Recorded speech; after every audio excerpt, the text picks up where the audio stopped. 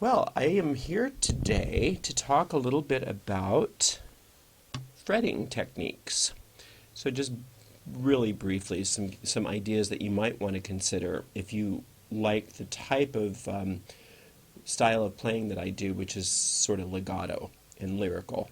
The way to get that lyrical style is to play on your fingertips, not on the pads here, but on the actual tips. And you keep your elbow up a little bit so that you have this flat wrist. And the reason why you want all of that is because you want to be able to move your hand without losing contact with the fretboard if at all possible. So there's always going to be at least one common string that you can glide on when you're making chord changes. And if there's not, then you're going to have to lift off to make your chord changes, but that doesn't happen but maybe 10% of the time, depending on the song. Usually there's a way. Now if you keep your thumb and your ring finger at a distance of at least 1 or 2, sometimes 3 frets, but usually 1 or 2 frets, and move them in tandem, then you can at least be gliding on this ring finger if you have to lift your thumb up.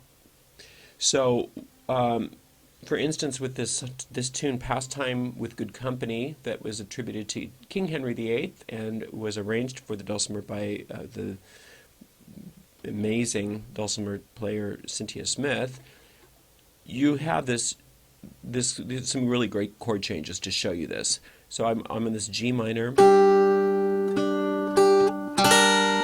I go to the D minor by lifting up off of here and sliding down. Obviously I'm tuned in C, G, C. So if I did this with the lifting up instead of gliding,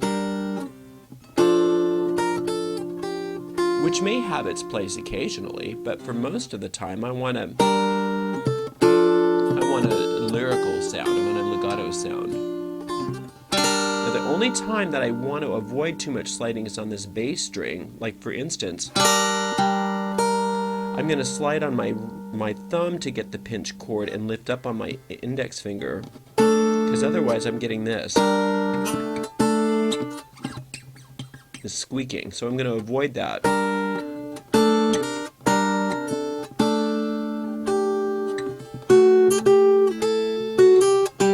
See, I'm always keeping contact as much as possible, and if I can avoid sliding on the bass, I like to do that. Gliding, keeping contact if I can.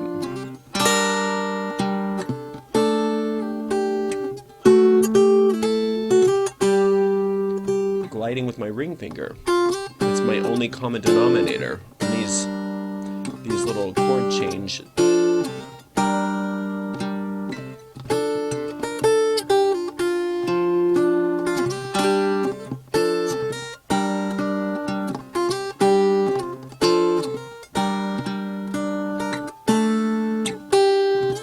Okay, so now here I'm going to have to glide on my middle finger.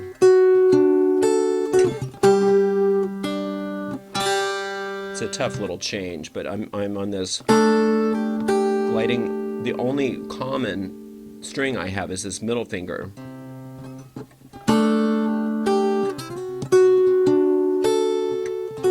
Then I'm going to have to glide on my ring finger. Again, fingertips, flat wrist, slightly elevated elbow. Try to keep a even distance between your ring and your thumb so that those can move in tandem, and that you're keeping contact with at least one string, so that when you're playing, you're connecting note to note to note to note as much as possible, even when you're playing a quick passage. Thank you so much.